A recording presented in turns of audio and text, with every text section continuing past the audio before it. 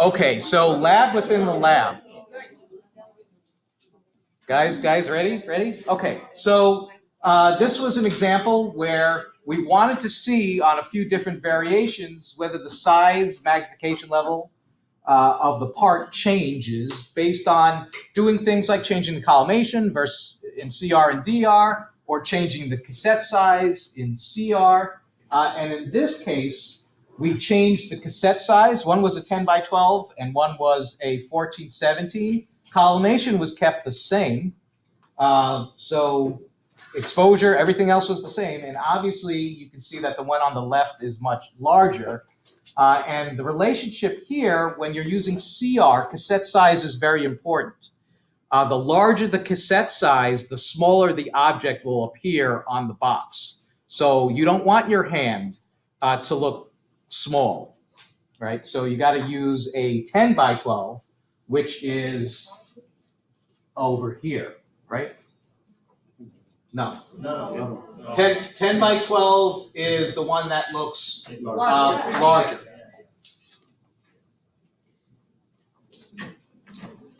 We also did one like this, okay, where we had the cassette size is the same, but one is open collimation and one is closed or actual collimation.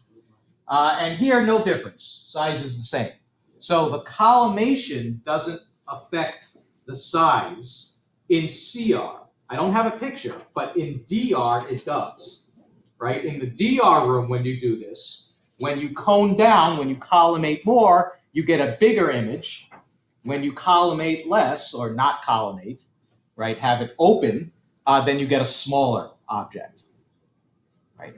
At the end of the day, the rule of thumb is you should still use the appropriately sized cassette for the part or the appropriate collimation. Obviously, collimation kind of comes with the game. You wouldn't do a hand and open the collimation anyway. Well, you shouldn't. What else did I want to say here? No, that's it, I think. Okay. I might come up with something else. Okay, now we did another lab that was quite extensive. And what we did is we wanted to see the effect on processing time and exposure indicator / resolution of the image. So we did a few images where we opened up the cassette before even processing it. Then we did one where we kept it open for a while. We did another one where we processed it the normal way, like take the X-ray and then pretty much process it. And then we also did a couple where we waited 3 days and a week. So our first one was actually this image here. This was our baseline image. And we got an exposure indicator of 175, right on the money. Image looks good. Then for fun, we opened the cassette and left it open for like 2 hours, 2 to 3 hours. And we lost everything.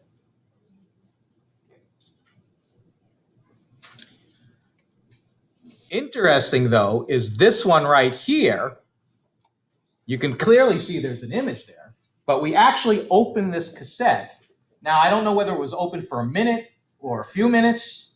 I have to ask Jody Ann, but we closed it back up. She closed it back up and processed it, and we got an image, except now our exposure indicator jumped up from 175 to almost 400, 397. Right, so clearly, it's interpreting it as a lower exposure, but the exposure was the same. So what's happening is you're just losing information. This was our baseline again. You guys see the difference between these two? Yeah. Right, we're starting to lose things over here. Here we have our same exposure again, but we waited 3 days to process this. This is why you couldn't do this lab in any one lab, unless you guys camp out in there. But you see we're losing even more here, and now our exposure indicator jumps up to 443. We started at 175.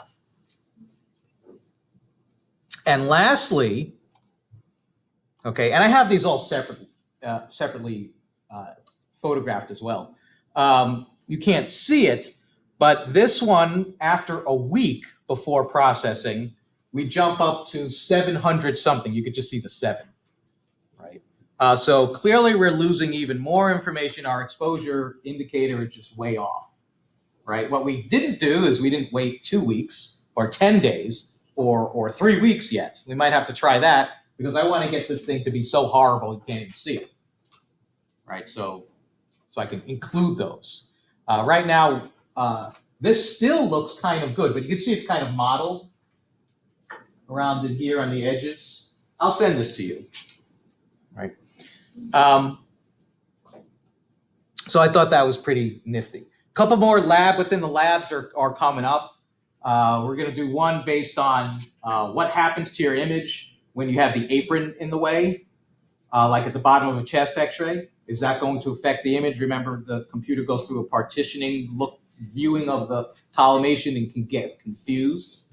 So we'll do a series of radiographs with and without the apron, in and outside of the field itself, and see how things happen. Then I have another lab within the lab based on what's known as the 30% rule, which says that you have to cover at least 30% of the cassette, or you can have a problem. So we'll try that. We'll do something where we don't cover 30%. The only thing we could really do is like a finger, right? Collimate really tight and see if it gets confused. Other than that, I have a couple of slides, not too many, just about 7 of them. A lot of this stuff we've discussed. It's kind of hard to not discuss some of these things, even within the first few weeks of the program, right? I mean, you're out there working with the plate reader and talking about stuff. So it's not that I, try to hold back or give you information too fast. It's just that you kind of learn these things as you're going, but officially everything gets covered in a slide somewhere eventually. So our goal, digital imaging wise, is to maximize the signal to noise ratio. In other words, have more signal and less noise. And signal really translates to acquiring a lot of data and good data. That in turn means proper exposure of the image, right? So things like adequate penetration with enough kV, because if you don't have enough kV and you get a lot of photons stuck, I mean, most of them get stuck anyway, but if you reduce the percentage even more, then you don't provide enough data for reconstruction and you end up with noise. So our goal is a high signal to noise ratio achieved when we do the right things, when we use enough kV, right? Now, the fear once upon a time was using too much kV because it used to influence greatly your contrast. No longer does that, right? If it does, it's very minimal, right? So much that it used to be called the controlling factor for contrast. Now it's just penetrating, which allows us now to use about 15% more kV and half our mass, which is automatically going to lead to half as much exposure. As a matter of fact, on the next slide or the next couple of slides, it quotes from the book about a 63% decrease in skin exposure from a reduction of half the mass. Of course, associated with an increase in kV. Right? That's also good for signal to noise, right? So we're going to get more penetration. Only thing you have to be aware of is you can't just go crazy with your kV. You can't use 150 kV because you'll burn through and you'll get no absorption whatsoever. And certain procedures are already at a very high kV, like a chest X-ray. You're already at 110, right? So what are you going to use?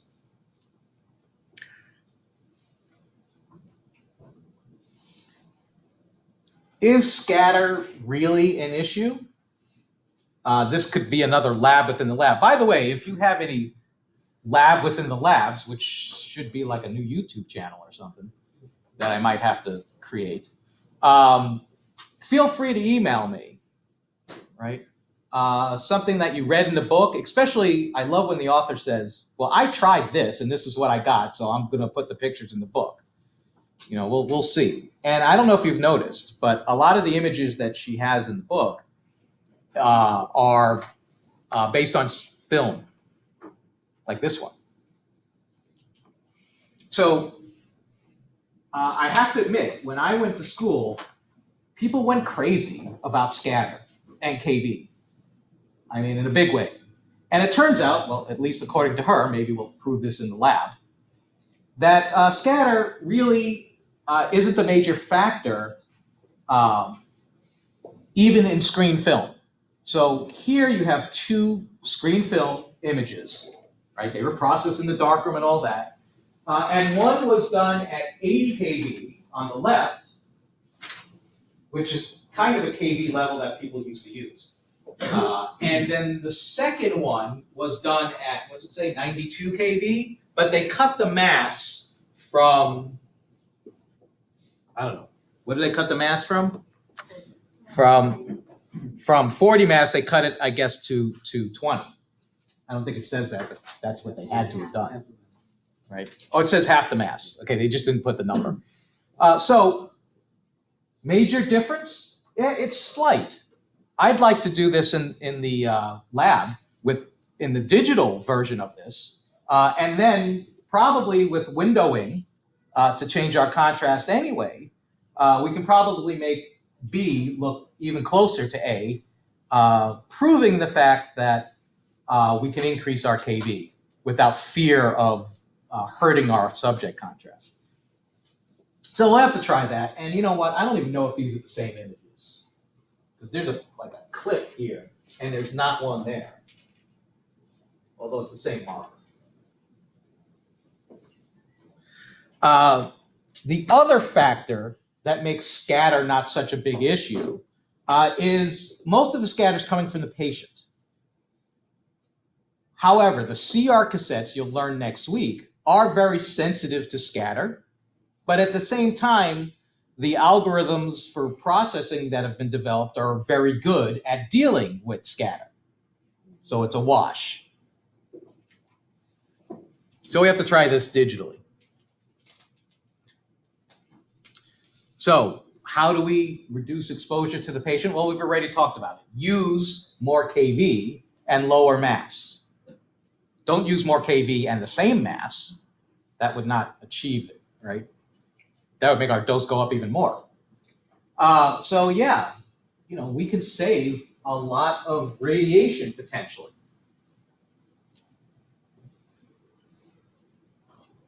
We can try this in the lab too, right? But I think we already did, right? We probably did 15% rule. I should hope we did. And the idea is you cut the mass in half, raise the KV by 15%, and if you're still within the same proper exposure indicator range, 150 to 250, in our lab anyway, then that should be the way to go.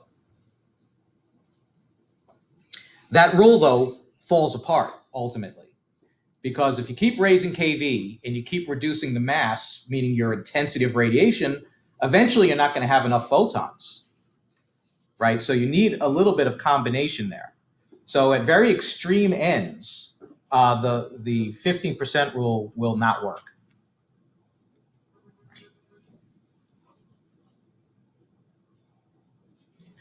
So does KVP still control image contrast? Man, I'm so lazy. I just copied that title right from the book. I didn't even change the color or anything. We've been saying, no, we're lucky. If there's a change, it's very, very minimal. Okay. I mean, if you had a question, I'm not saying I'm putting a question out there, but just for your reference, you know, a lower KV would be a longer scale. Lower KV would be high contrast, excuse me. A higher KV would be a longer scale. Did I say that right? So lower. KV down, contrast up. So what is this latitude? I've mentioned it many times just for the record. Latitude is a term we use in digital imaging to refer to the fact that multiple different types of exposures will still give you a diagnostic image. And we've been talking about this all along. We've said that you can way overexpose. So we can use many different techniques and still get a diagnostic image. Of course, we don't want to overexpose, right? So we should use an appropriate amount to minimally penetrate the part. So not over penetration and certainly not under penetration. But the selling point of digital imaging was actually the fact that you had enough latitude that you could use a lower exposure than what you used to use. So you can't fault the technologists for using some of these lower kV techniques, especially if they pop up on the console because they haven't updated them. So when you press a hand, if it says 52 kV, that's an old screen film technique. That was designed for lower kV, giving you high contrast image when things are based on film. So can you fault the technologists for using what's there when it pops up? No, not really. The idea is I want to let you guys know that you should be using higher KVs. Do I need to go to the hospitals and talk to the administrators? Maybe.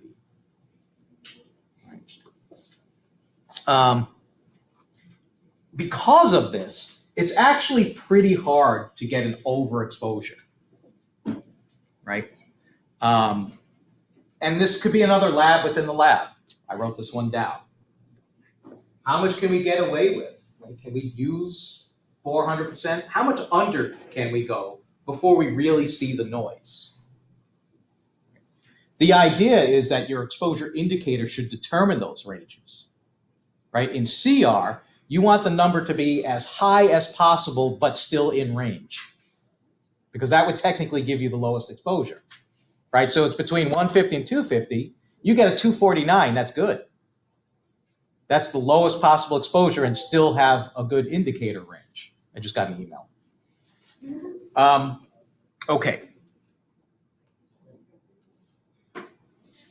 The latitude in digital imaging is much higher than it is in screen film. A little bit too high, a little bit too low in film, and it's automatically too dark or too light. No question. No fixing it either.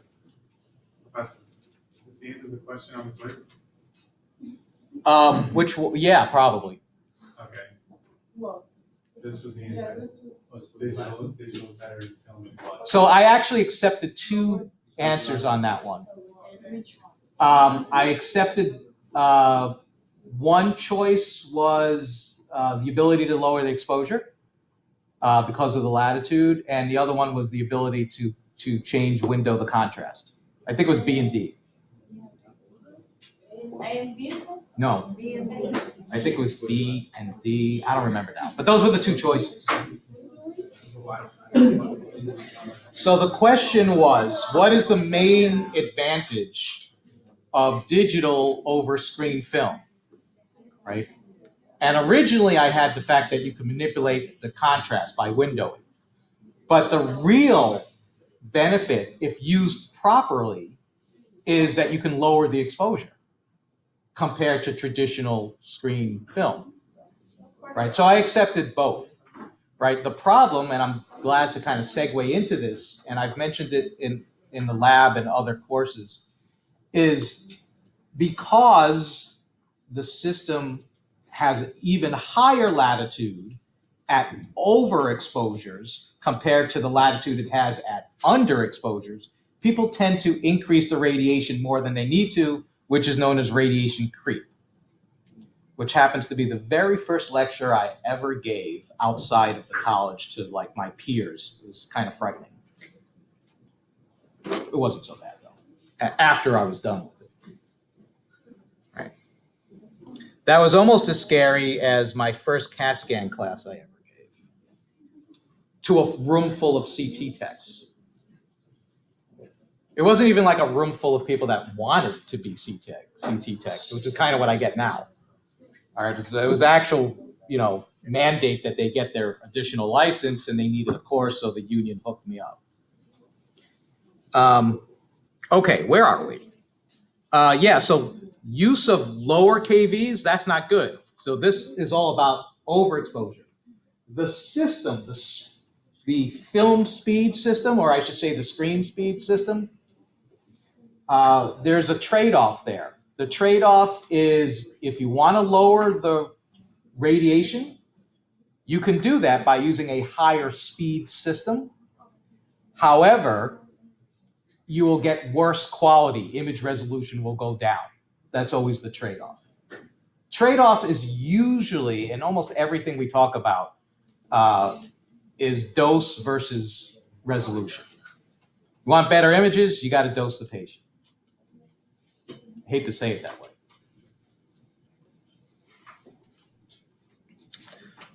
Exposure latitude. Yeah, like we said earlier, CR, DR cassettes, well, not DR cassette, but good at reducing scatter, right? That doesn't mean we shouldn't collimate, because there's definitely a relationship between field size and collimation. The more you collimate, the less scatter you get. Kind of makes sense, right? Scatter's kind of coming out and diverging. If you could chop some of that off, that's great. And that's why grids are built into everything nowadays. Do you know the DR rooms have built-in grids? So even when you're doing extremities, you're using a grid in many cases, which was not the case once upon a time. Well, even if you do a tabletop with a flat panel detector, the grid might be built in, which makes them heavier.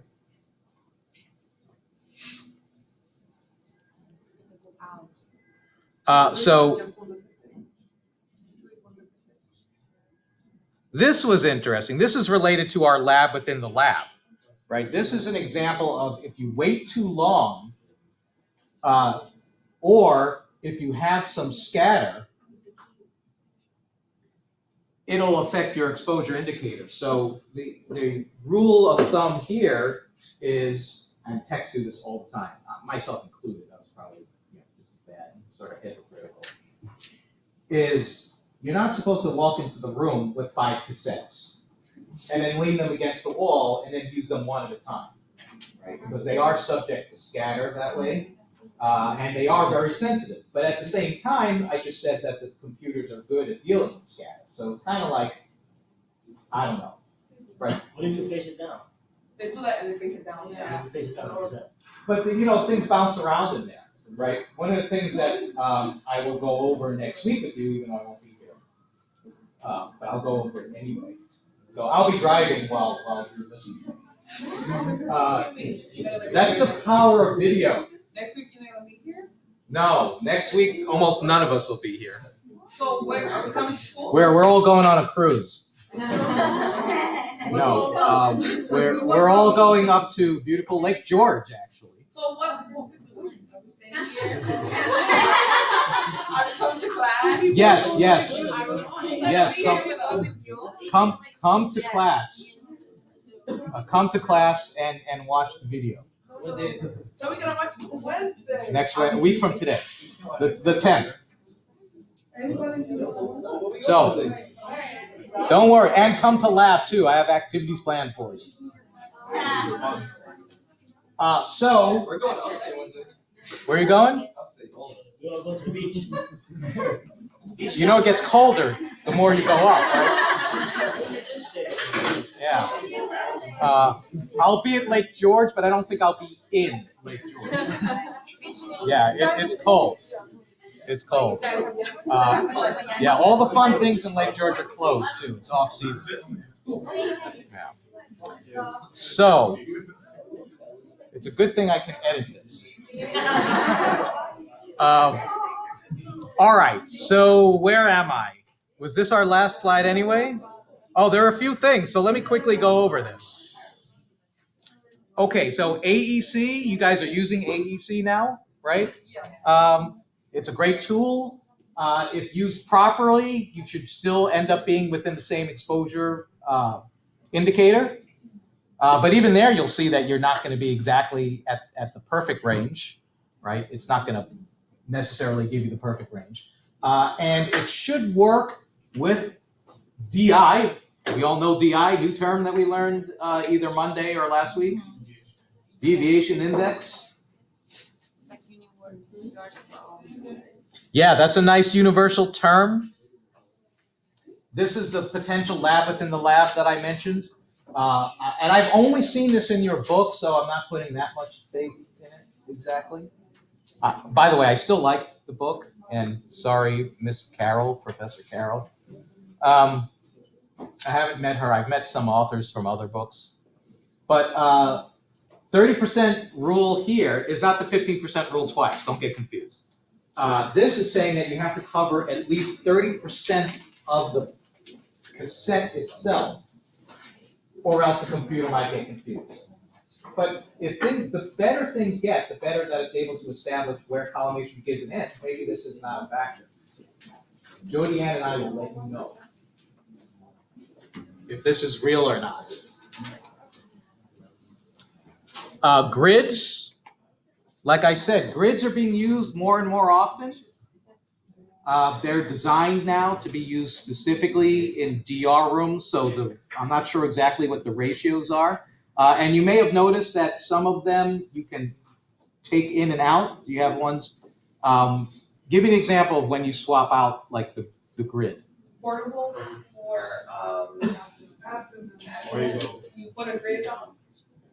Well, On the how about in the room? There's like 3 or 4 different kinds. 40 and the 72.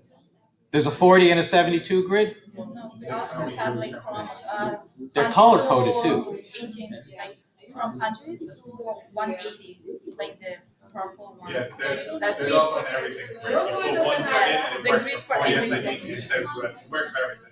But you still, so yeah, you do Germany's. Nice, the everything grid. Yeah. That's like an everything bagel.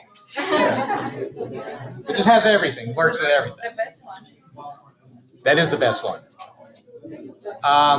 Okay, last 2 slides. We have like 30 seconds left. So segmentation error, very easy to happen when you're doing like an axial shoulder because you're automatically off aligned, right? Unless you can levitate the patient up somehow, you're not going to get the part in the middle of the cassette, right? Very hard to do. Potential problem with your exposure indicator on there. Another example where you might have a problem, although according to this you don't. Here's an example where you're putting your central ray in the middle of nothing, right? It's in between the 2 knees. You're doing bilateral knees.